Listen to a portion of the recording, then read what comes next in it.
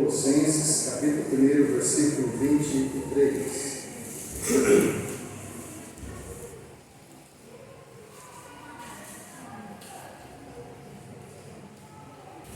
Epístola de Paulo aos Colossenses, capítulo 1, apenas o versículo 23. Nosso irmão já orou, então que o Senhor venha falar conosco através da sua palavra. Colossenses, capítulo 1, apenas o versículo 23, que fala o seguinte: se é que permaneceis na fé, alicerçados e firmes, não vos deixando afastar da esperança do evangelho que ouvistes e que foi pregado a toda criatura debaixo do céu, o do qual eu, Paulo, me tornei ministro. Vamos ler todo mundo junto? Se é que permaneceis na fé, alicerçados e firmes, não vos deixando afastar da esperança do evangelho que ouvistes e que foi pregado a toda criatura debaixo do céu, e do qual eu, Paulo, me tornei ministro. Amém. Quantos que estão aqui, Deus que vão ouvir depois lá no YouTube, a pergunta é para todos: quando que o evangelho fez parte da sua vida? Recapitulando, quando que Cristo Jesus começou a fazer parte da sua vida? Eu gostaria que você pensasse nisso. Quando que Jesus entrou na sua vida? Quando que Jesus transformou sua vida? E que dia que você sentiu a presença de Cristo na sua vida? Por que eu estou falando isso? Porque eu quero convidar você a meditar comigo no seguinte tema: a obra eficaz de Cristo. Em primeiro lugar, é estar firmado em Cristo. O versículo 23, apenas a parte A, fala o seguinte: se é que permaneceis na fé. Por que ele está falando isso? Porque ele está falando o seguinte: olha, no versículo 13, Cristo transportou a nossa vida do império das trevas e nos trouxe para o reino do amor. Quando Paulo está falando, Cristo nos tirou do império das trevas, está dizendo o seguinte: que todos nós, um dia não tínhamos conhecimento das Escrituras, nós andávamos pelo nosso bel prazer, nós andávamos segundo o curso deste mundo, nós não andávamos segundo a vontade de Deus. Olha aqui que Paulo está falando assim: olha, Cristo tirou vocês do império das trevas, dizendo o seguinte: antes de vocês conhecerem Cristo, quem dominava a vida de vocês era o diabo. É isso que Paulo está dizendo: antes vocês não tinham conhecimento de Cristo, e se vocês não têm conhecimento de Cristo, quem que domina a vida do ser humano? O que o Paulo está dizendo é muito sério. O versículo 13, ele nos transportou ou nos libertou do império das trevas e nos transportou para o reino do seu amor.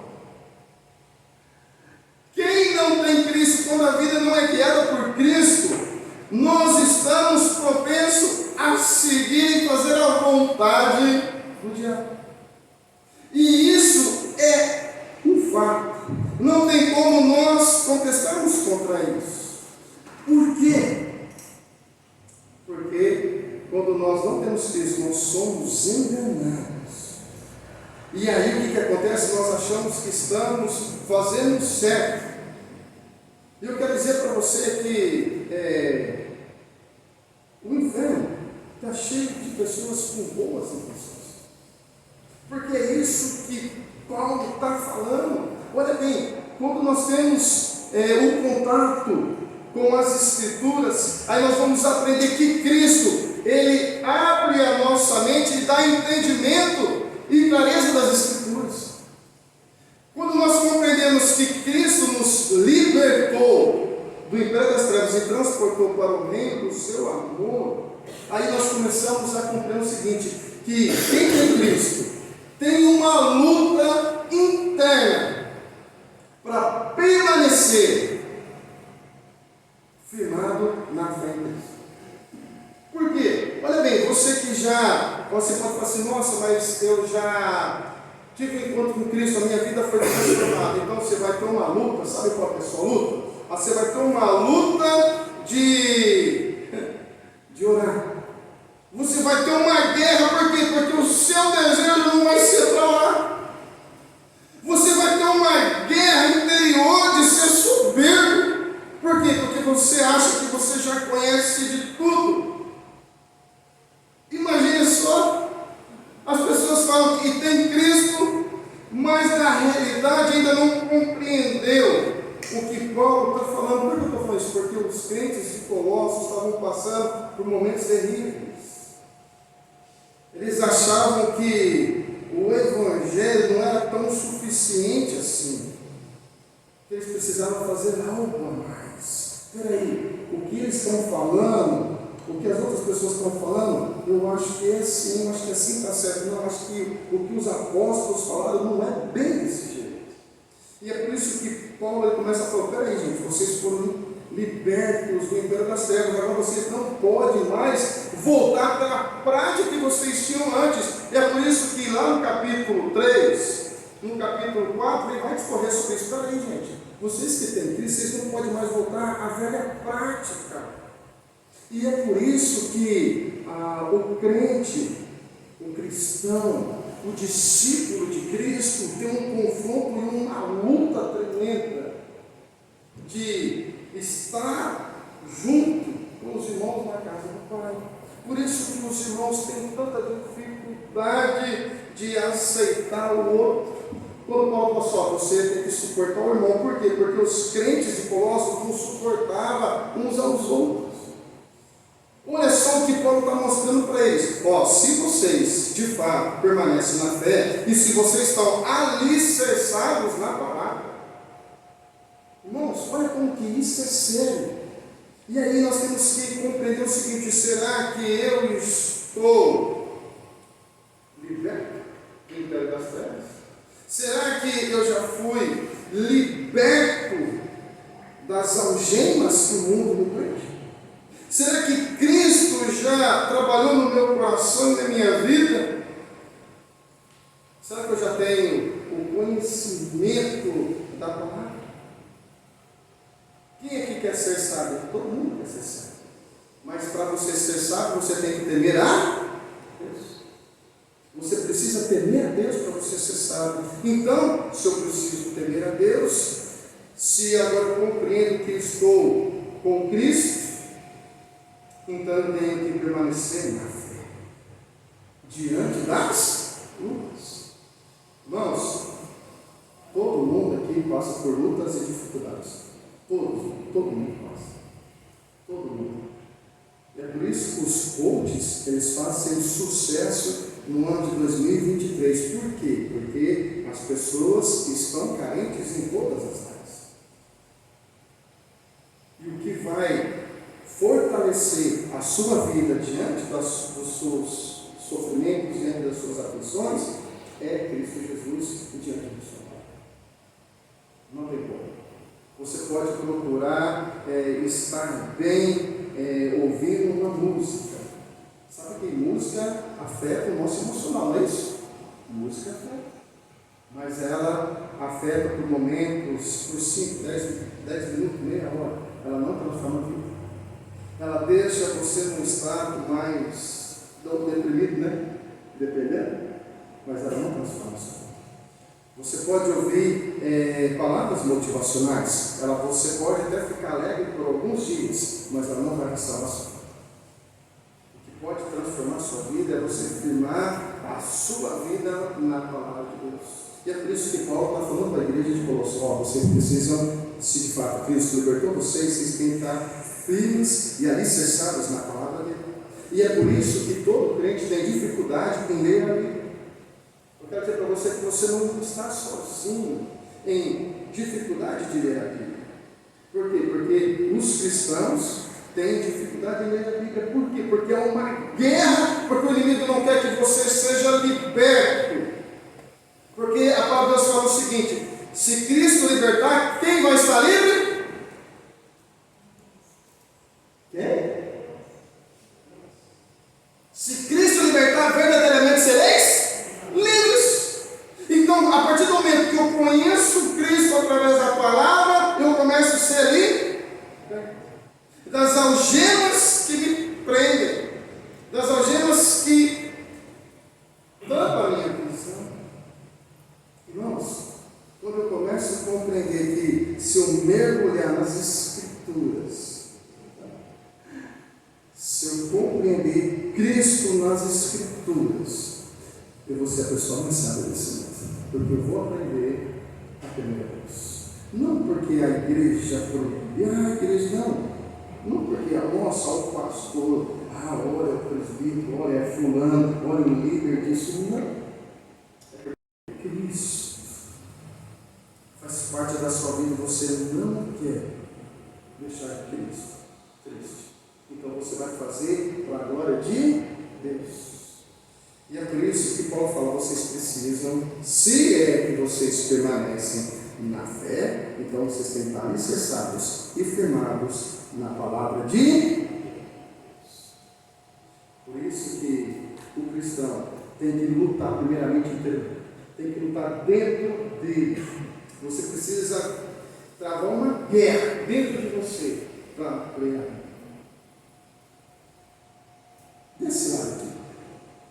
Ou vocês não travam luta para ler a Bíblia? Travam ou não travam? Esse lado aqui também, trava ou não trava? E esse lado aqui, trava ou não trava? Vocês estão percebendo que... E o pastor André também! Eu estou junto com vocês! Eu também tenho que travar uma luta! E olha bem, no começo do ano, eu tinha uma Bíblia, gente. A letra era menor que essa aqui. Gente do céu! Eu falei: meu Deus, eu não vou ler a Bíblia! Aí, então, vai no oftalmologista? Simples assim. Aí eu comprei a Bíblia com letra gigante. Irmãos, quem tem celular aqui, levanta a mão. Quero ver quem tem celular, levanta a mão.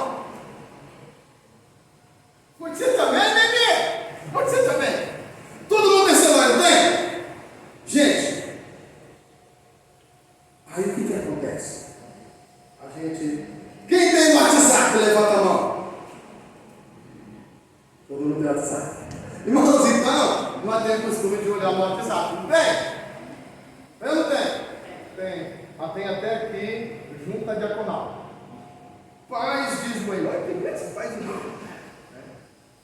Mas aí eu tenho que instalar minha Bíblia.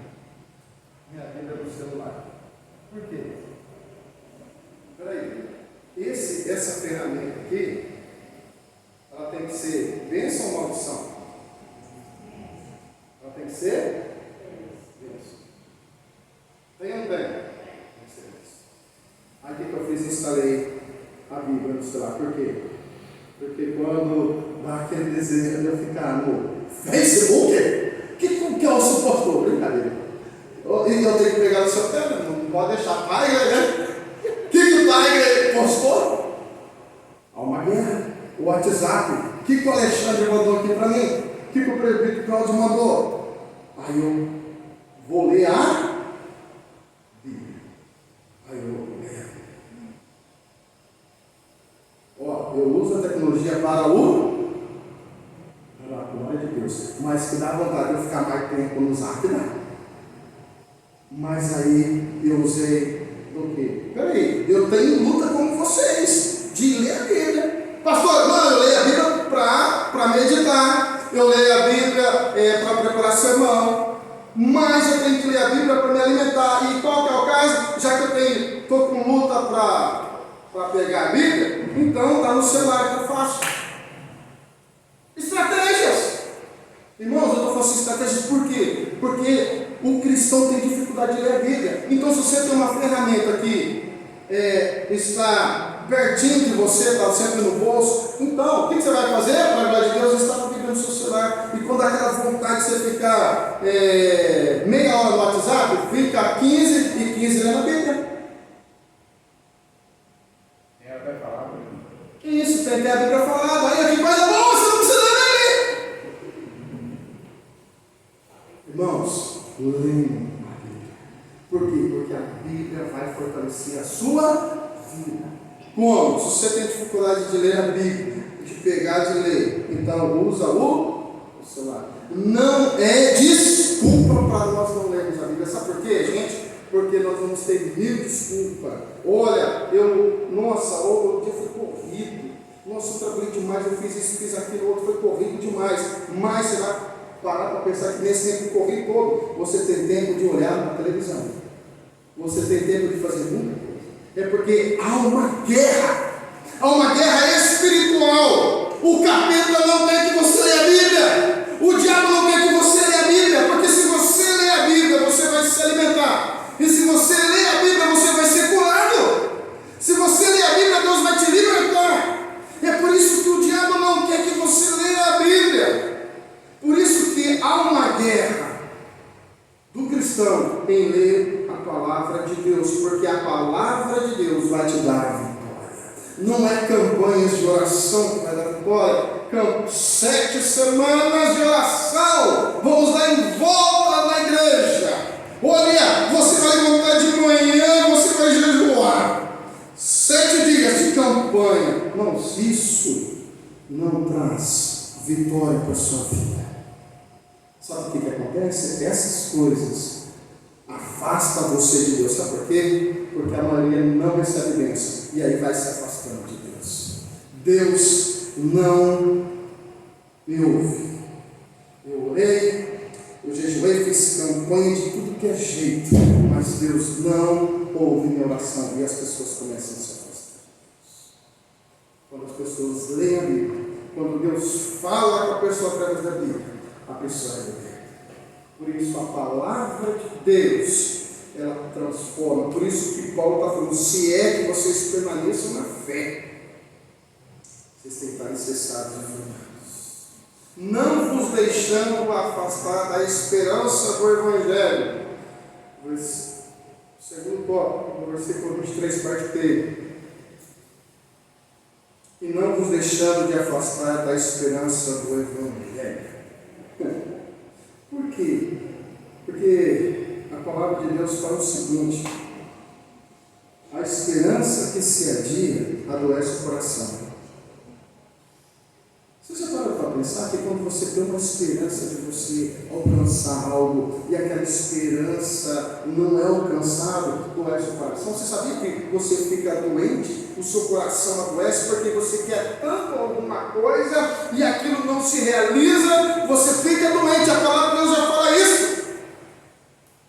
A esperança que se adia adoece o coração. Eu vou ler aqui no Salmo 112. E se não for, Salmo 112. Não. O Salmo 112 não é. É Provérbios. Você está ali na Bíblia. A minha mente me enganou. Mas a palavra de Deus que procura e coloca aí no Google. A esperança que se adia nesse coração. Está em Provérbios. Não é Salmo, não. É Provérbios. Né? Minha mente aqui, aí você vê que a gente. 13:12. Oi? 13:12. 13:12, muito obrigado. Então vamos lá, Provérbios 13:12. Provérbios 13:12.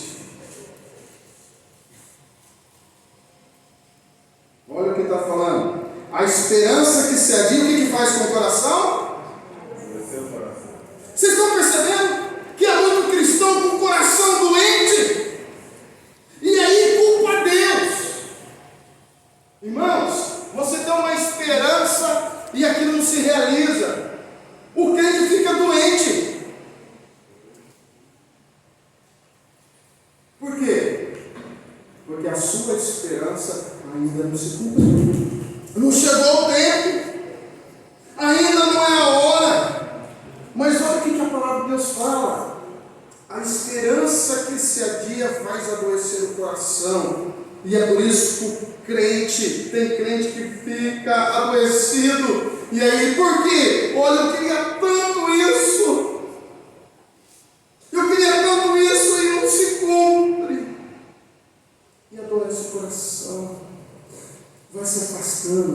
Jesus. Irmãos, é porque ainda não chegou muito. Mas a Bíblia já fala, o desejo, você quer, mas não se cumpriu, porque não é o momento de Deus, não é o momento de você afastar de Deus, pelo contrário, é o momento de você se mergulhar nas Escrituras e você compreender qual que é a boa, perfeita vontade de Deus para a sua vida. Você tem que compreender o que é perfeita a vontade de Deus para a sua vida. Deus, eu quero isso, mas não se cumpre. É porque ainda não é a hora. Mas quem que fala no final do versículo?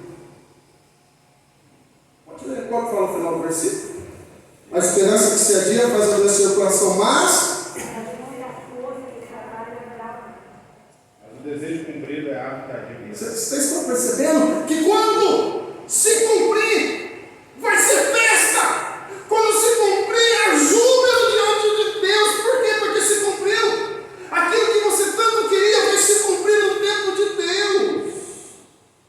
É no tempo de Deus, não é no seu tempo, não é no meu tempo, é no tempo de Deus. Por isso que Paulo está falando para os crentes de Colossos: olha, o que vocês têm que fazer é firmar na palavra de Deus, é você ter fé em Deus. Por quê? Porque Deus vai cumprir a sua vontade, o seu desejo no tempo dele. Olha só, quando Eva e Adão pecaram, Deus falou assim: o meu filho vai vir, vai restituir tudo o que vocês estão fazendo. Demorou quanto tempo? Vocês acham que demorou 10 anos? Vocês acham que demorou o quê? 1000 anos? Olha, se o povo de Egito ficou 420 anos? Irmãos, na plenitude dos tempos, as coisas acontecem. Demorou tempo, mas Jesus veio e Jesus cumpriu. Aí Jesus falou o seguinte: o reino de Deus chegou. Irmãos, estudem a vida de Jesus na palavra. Mergulhem. Lição de casa, estudem a Bíblia. Mergulhem na vida de Jesus. Vocês vão perceber com que reino Jesus brigou. Foi o reino terreno? Quem que comandava na época de Jesus? Qual que era o império? Era o império? O que Jesus falou contra o império romano? Irmão, sabe o que os judeus queriam? Um libertador para libertar eles do império de Roma. O que nós queremos hoje? Igual o povo judeu, nós queremos um libertador que vai nos libertar do império da terra. Irmãos, o que Jesus está falando é o seguinte: olha para mim, porque o meu reino não é desse mundo, o reino de vocês não é desse mundo, vocês estão esperando um libertador. A Bíblia fala o seguinte: que vai se manifestar o anticristo. Irmãos, no mundo tereis aflições e o anticristo vai se manifestar, mas o nosso império não é aqui. Irmãos, vai chegar um momento em que o império das trevas vai reinar, o anticristo vai se manifestar, e aí a gente vai falar assim: perdemos as esperanças, agora tudo acabou. Não, o nosso reino não é deste mundo. Eu tenho que fazer o quê? Não brigar com o reino desse mundo, mas pregar a palavra de Deus. O que eu tenho que fazer é anunciar a palavra de Deus, é dizer para os cristãos de fato viver o cristianismo, porque vocês são discípulos de Cristo. E vocês sendo discípulos de Cristo, o ambiente vai ser transformado por causa que vocês estão sendo luz aonde vocês estão. Vocês estão sendo sal. Irmãos, quando nós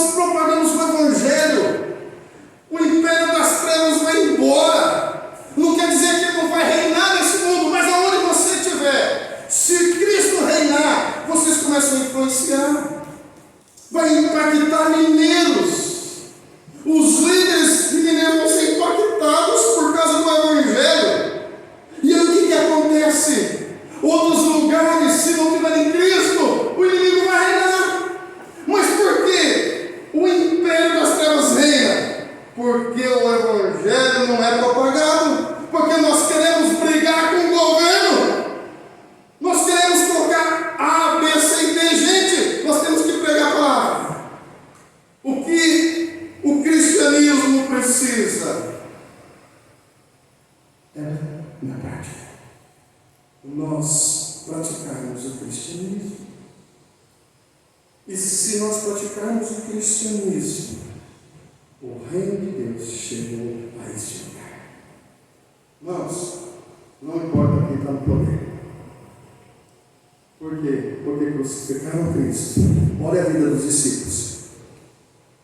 Quando Jesus chamou para você ser discípulo, não é que você vai ter vida fácil. É que os cristãos não querem passar por dificuldade. Irmãos, o que Paulo está falando no terceiro tópico. Olha o finalzinho.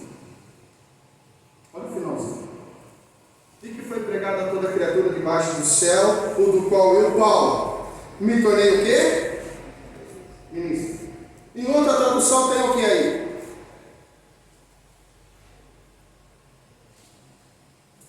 Na Bíblia de vocês, está tudo aí, ministro? Isso? Não tem nenhuma outra palavra diferente? Não. É tudo ministro. Então é o seguinte, nota aí, escreve no papel, escreve na sua Bíblia. Esse ministro aqui não é ministro de ser pastor. Esse ministro aqui está dizendo o seguinte: eu, Paulo, me tornei diácono. No grego aqui é diácono. Ou seja, qual que é a função do diácono? Ser servo. O que Paulo está dizendo é o seguinte: do qual eu, Paulo, me tornei servo. Vocês estão percebendo a diferença de Paulo como cristão? É porque ele é servo de Cristo. O que o cristianismo precisa hoje? É compreender que eu sou servo de Cristo e que vocês são servos de Cristo. Irmãos, o que Paulo está dizendo é isso. Eu me tornei ministro, não é ministro propagador da palavra. Não, eu sou servo de Cristo. Não, se você for servo de Cristo, se você for servo de Cristo,